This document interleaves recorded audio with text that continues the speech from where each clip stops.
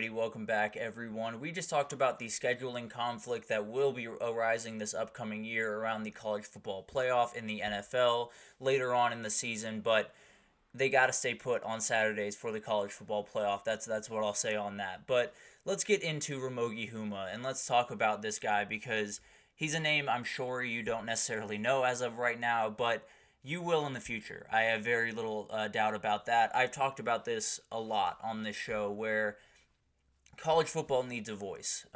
Whether that's, a entirely new governing body with someone up at top being the voice, or that's just someone from the outside that is permeating through the fans and actually getting a message across that needs to be got across. And Ramogi Huma has been trying to do that for quite some time. Dennis Dodd did a great piece on him over at CBS. If you want to see the full length, you can go over there. But just to give you a gist of who he is and kind of the role that he can play in the future of college football and college sports overall, Huma was a linebacker at UCLA while in college, was in the kind of college football world, so fully understands what this world looks like. And there was a moment during his college career that kind of everything sort of clicked for him in terms of what the world of college sports actually looked like, and not only that, but what he wanted to do about it. So kind of want to break down this quote for you guys real quick here. And it says, they called them voluntary workouts, but they clearly weren't voluntary. When we were told that the NCAA had a rule, should we be injured during summer workouts, UCLA was prohibited from paying for our medical expenses.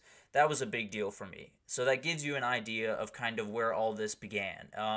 There was obviously a policy at UCLA where when you show up to quote-unquote voluntary workouts, which I think all of us know they are not voluntary, definitely show up to those workouts. But at the end of the day, if you are, put in that position to go to voluntary workouts, but UCLA is also not allowed to pay for your medical expenses should something happen, there's a problem there. And Huma very obviously noticed that and has since then pretty much devoted his life to being a activist for student athletes and making sure that student athletes are put in as great of a position as possible to succeed not only on and off the field. So the when you talk about Huma, he is far above most of the people in college sports when you talk about especially activism around college sports. He is the director or the executive director of the National College Players Association, so something we've talked about a lot. He is a name that is out there as one of the leaders for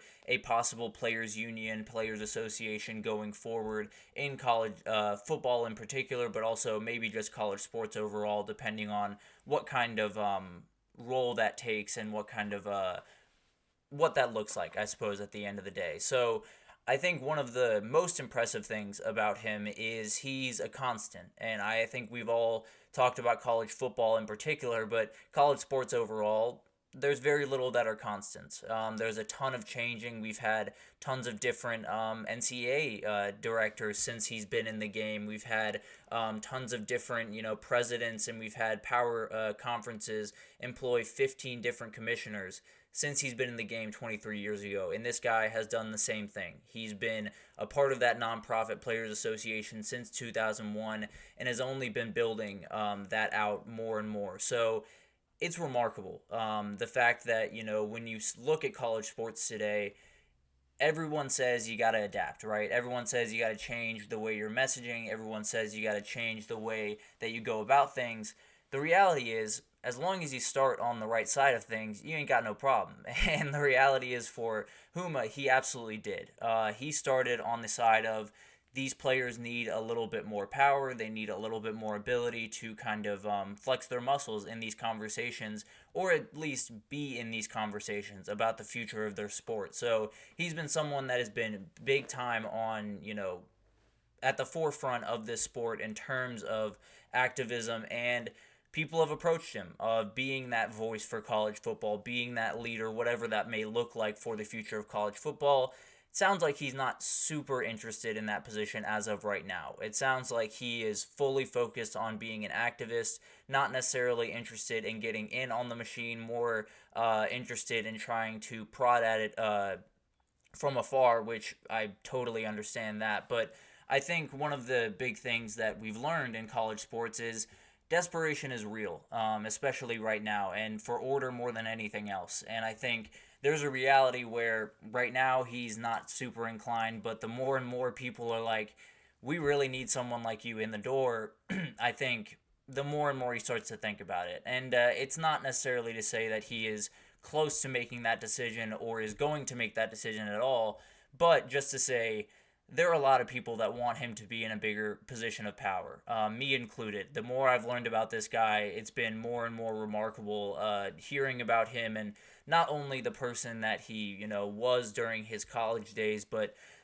the person he's become and kind of the way he goes about business. I mean, excuse me, this is a guy that you know isn't necessarily the most like well-off individual in the world. Dennis Dodd had a very interesting quote or interesting article or paragraph in here, excuse me, talking about just who he is and giving you an idea. As of 2019, obviously this can change a little bit, but he was making around $83,000 a year. Not to pocket watch this guy by any means, but that's just the reality of the situation. And during that time, he was putting millions of dollars in the pockets of athletes, in the pockets of everyone around him, but not himself. And it gives you an idea of the person that he is, the person that he has kind of become, and it's what we need. I've looked around college football a lot, especially over the last 2 months doing this show and being as plugged in as I've been. You start to get a real perspective on just how, I don't want to say poorly, but just how dysfunctionally, I suppose, the whole system is run. It feels like everyone is out to boost up their position, boost up their bank account, to be fair, boost up a couple of things that have very little to do with the health of college football and have very little to do with the health of college sports and college athletes, which at the end of the day, that's where your money comes from. And having people like Ramogi Huma, having people like Nick Saban, having people like Jay Wright, having all of these individuals around the sport that not only know the sport, not only were involved in the sport in the past, but care about these kids. And you can see it because the proof is in the pudding. I've watched, particularly Jay Wright and Nick Saban, two coaching legends in their respective sports. I've watched them throughout their career, and it's remarkable to see the way that some of their former players, former coaches, former staffers, whatever it looks like, how they respond to them is just remarkable. And it gives you an idea of how much that they connect with those people.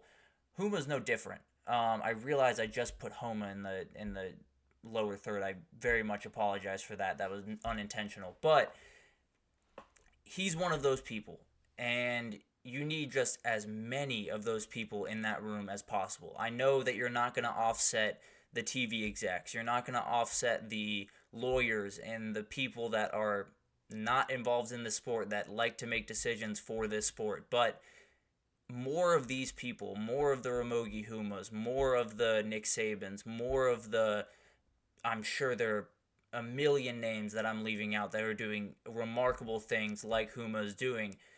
More of those people in the room, the better. Because a lot of the conversation around college football in the last little bit, especially, but college sports overall, has been, you got to put power in the hands of the players, and that's more than fine. There's no question that I think players deserve more power, more say in what happens in college football and college sports going forward. The reality is, throwing power into their hands without the ability or the knowledge to handle it effectively does no one any good. It doesn't do any good to the players. It actually really hurts the players, and it hurts the sport overall. So it's not necessarily about throwing power into these kids' hands. It's about giving them the power that not only they can use, but they can use correctly, and they can use effectively and with knowledge, and not make the mistakes that some of their predecessors have. So there's no one that understands that better than Ramogi Huma. There's no one that understands that better than Nick Saban. There's no one that understands that better than some of the former players that have gone through the NIL era and are now off the other side and realizing maybe that wasn't the greatest thing in the world. So all of this to say, college football, college sports is looking for a voice, and not just, one singular one. Although, if I had to pick a guy, Ramogi Huma would be very, very high on that list just because of the person that he is. But there's so many people out in college sports that want to do good and are trying their darndest to do really, really good every single day and are making big time strides. Don't get me wrong, but they've got to be even bigger part of this conversation, maybe the biggest part of this conversation, because the health for the players is health for every single sport across college football and college sports. So it's going to be fun to watch this kind of unfold. It'll be interesting to see if the same people that have been running the show for quite some time continue to run the show, but I really hope that's not the case. I really hope that people like Ramogi Huma can get in that door and can really kick it down, to be totally honest with you. Not to say that he needs to be out there saving college sports on his own by any means, but he is a step in the right direction. And at this point, I will take any step in the right direction that I can get. This is one of those guys that you might not know the name now, but in 2 or 3 years, I'd be shocked if there weren't a lot of people that knew this name and a lot of people that, admired this person, not for what he does just for the athletes, but just who he is on a daily basis. So I've read about him just a little bit, and I am very glowing about this guy. I'm sure we will hear more about him going down the road, and hopefully we will see him in a position of a little bit of power down the road. But we'll find out what happens with that as it comes. We'll see if he makes that jump. I very much hope he does, but that'll do it for that. For talking about Ramogi Huma for the time being. We'll definitely get back to him later on. But we'll talk about Oklahoma and the SEC. There's a big time question mark around, can Oklahoma and Texas handle what the SEC has to offer from physicality and a scheduling standpoint? Well, we're going to get into that, at least for Oklahoma, this next segment. So stick with us, and we will be right back with that.